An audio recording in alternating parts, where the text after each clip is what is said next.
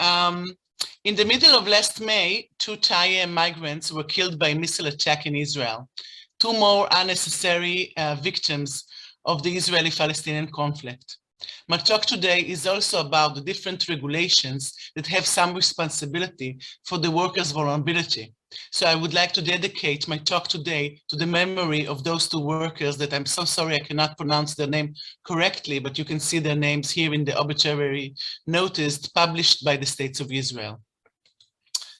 Thank you so much for having me here today. My name is Yahel Kurlander, and in the last decade, I have specialized in agricultural labor migration to Israel. I'm a sociologist of labor markets and a research fellow at RAFLab, Labor Perspective of Human Trafficking in the School of Law at Tel Aviv University. As requested, I shall talk in my lecture about the different characteristics of temporary foreign workers program in the Israeli agriculture. Overseas labor migration is a relatively new phenomenon in the Israeli society. Until the end of the 80s, Palestinians entered Israel for work on a daily basis from the West Bank and the Gaza Strip. In 87, the outbreak of the Palestinian uprising, called an intifada, created a shortage of blue-collar labor. The entry of Palestinian workers were not Israeli citizens was prevented due to either imposed closure or self-imposed strikes. This shortage of laborers together led to a strong pressure on the government applying by employers to construction and agriculture sector. A process was then set into motion that led to the massive organized recruitment of overseas migration labor. Since then, the percentage of foreign workers in the Israeli labor market has grown consistently. Here in the picture, you can see Thai workers standing next to the West Bank barrier with Palestinians living on the other side, which is, ironic, picture ironic. Overseas migrants came to Israel under a documentary temporary migration programs for 3 main types of occupation in Israel, which is agriculture, construction, and nursery and home care. The working visa is granted for 63 months in construction and agriculture. In home care, it's also for 63 months, but the worker can stay longer with the specific patient until the patient dies, the last one, after the 63 months. Faithful to the temporary principle embedded in the Israeli immigration regime and aiming at preventing migrant workers from settling in Israel permanently, no family allowed to accompany the low-skilled migrants. Israel is keeping its nation of Jewish states, so she do not allow family to accompany. As you can see in the graph presented, the composition of the workforce in Israeli agriculture sector has changed several times since the foundation of the states in 1948. Today, most of the workers in the sectors are non-Israeli and are divided between Palestinian and overseas migrant workers, which is specifically from Thailand. Can you see? The orange one is Palestinian, the gray is the Thai, the overseas. Okay, which is from 2012, it's only Thai workers. Before that, it was from few other countries, but mostly Thai. Again, to those 3 sectors. Israeli migration and labor market policies were implemented through a combination of a permit and quota system, serving as a key regulatory method. In this way, the government determined the scope, makeup, and employment domains of guest worker program. As to October 2021, there were over 100,000 documented migrant workers in Israel and just under 20,000 without documentation. In the graph, you can see only the documentation, and you can see the differences way which the country is regulating the different sectors. You can see that the construction is like, we don't want no more foreign workers in construction. So it's really reducing. About the nursing home care, it's like, the more the merrier, so it's keep on rising, and it's more or less steady in the agriculture. Today, just now, it's 23,000 documentary and a little bit less than 2,000 undocumentary. It's not a big problem, the undocumentary about the migrant worker in agriculture. Since the beginning of the temporary migration programs in Israel, the migration industry, the recruitment companies and the intermediaries, has been responsible for the recruiting and placing migrants. Based on the transnational essence of the migration industry, it was a known fact that the illegal recruitment fees were collecting. The prosperity of the recruitment industry lasted for 20 years, from the beginning in the 80s until 2012. However, in time, Israel's blind eye did not go unnoticed to their, not legal recruitment fees. The various forms of exploitation, and especially the collection of the illegal recruitment fees, became a subject of criticism. For many years, actually, the states of Israel refrained from signing bilateral agreement with the migration countries of origin in order to avoid taking any responsibility over the labor migrants. The transition from a policy referring to a policy that stands for the exact opposite, namely an official and declared policy of signing and implementation such a bilateral agreement, is a fundamental change in Israeli migration policy, and it is due to this criticism, and it's the subject of my PhD, so thank you for that. Okay.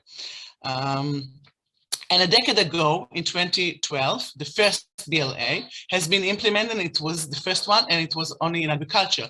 After that came the construction, and just now, like a few months ago, in the nursing home care. The primary explicit policy aim of the Israeli BLA is to regulate guest worker programs by suppressing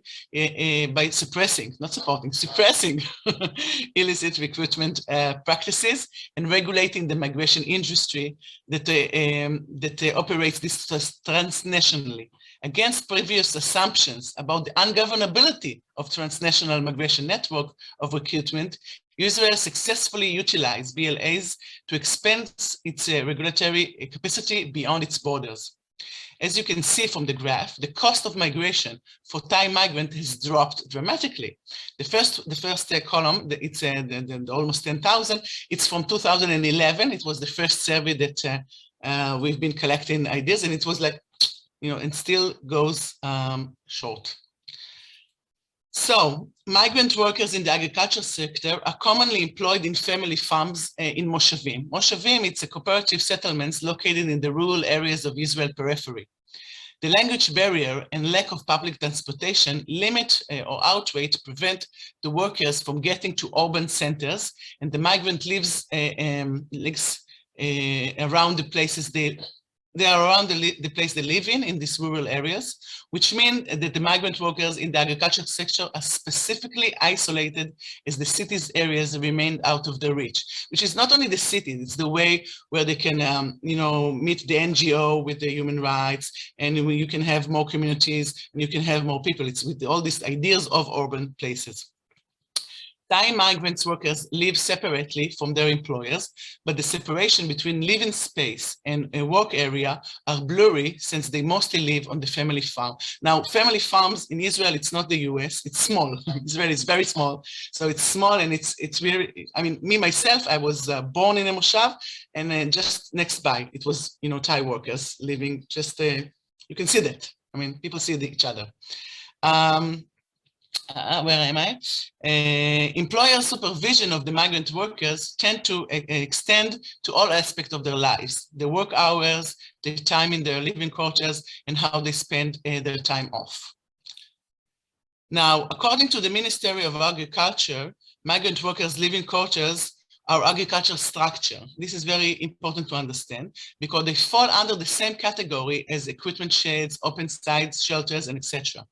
Again, faithful to the temporary principle embedded in the Israeli immigration regime and preventing migrant workers from settling in Israel permanently, Israel stipulated the migrant living quarters must be temporary structure, and existing permanent structure cannot be converted into living quarters for the workers. This is why Thai migrant workers in Israel have become commonly associated with caravans and shipping containers. The lifespan of such temporary structure is limited to 3 years, but permits can be renewed as long as the landowner has a permit to employ migrant workers. And of course, the structure itself has a lifespan, less than a permanent one. So the workers sleep, eat, and bath in the shared spaces. On larger farm, Israeli large, okay? There are several bedrooms and a shared living area with a kitchen, bathroom, and a living room, which is, in the corona was a bit problematic. In this slide, you can see my quote in an article in the New York Times after the death of those two workers. And in this quote, as you can see, I explained that the unfortunate death of the workers were evident in the residence, in the accommodation, that do not provide a possibility of protection. It was actually a known death just to come, just, because they have no place else to hide. There are no shelters inside those caravans. These pictures were taken by Kavlo Oved, the only NGO in Israel that initiate field visits to examine the situation and the workers in the places themselves and offer them assistance with the coordinator and translation. And also this is a good opportunity to watch just 2 minutes from the BBC documentary that was filmed 3 years ago here in Israel. And now I will do this.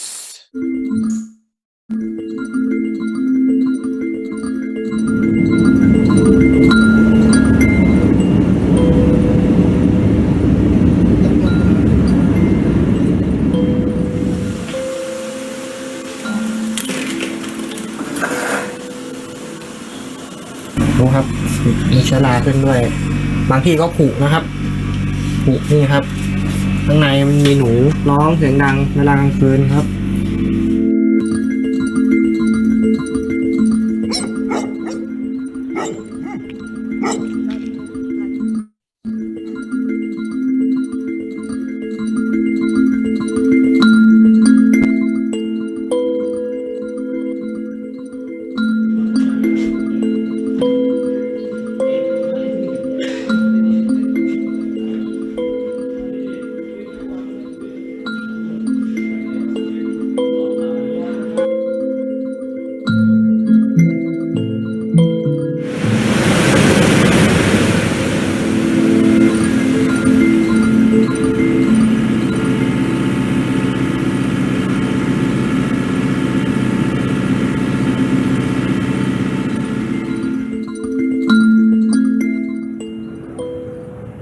เป็นอาการไม่สบายในร่างกายนะครับทีนี้ก็บอกนายจ้าง Look it up, BBC Thai in Israel, and see the continuation of the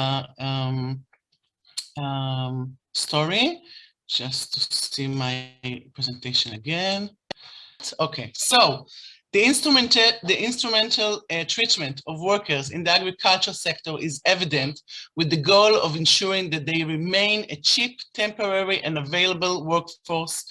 Although cheap, temporary, and available workforce.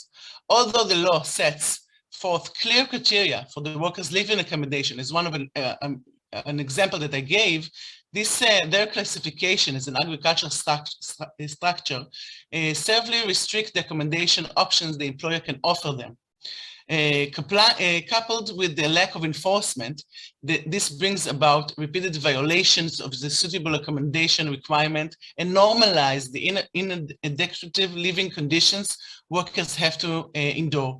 Small, smelly, overcrowded, filthy spaces with no air condition or basic sanitarian, often with no bedding or tailbearer, or sometimes with no roof at all. Not only are these conditions illegal in themselves, they are also one of the telltale signs of exploitative employment that amount to human trafficking. And I surely invite you for further reading 3 articles that I wrote. The first 2 is not yet to be published, but you can send me an email or look in my web and see them. Thank you so much for listening here. Excellent. Thank you very much for the presentation, Yahel.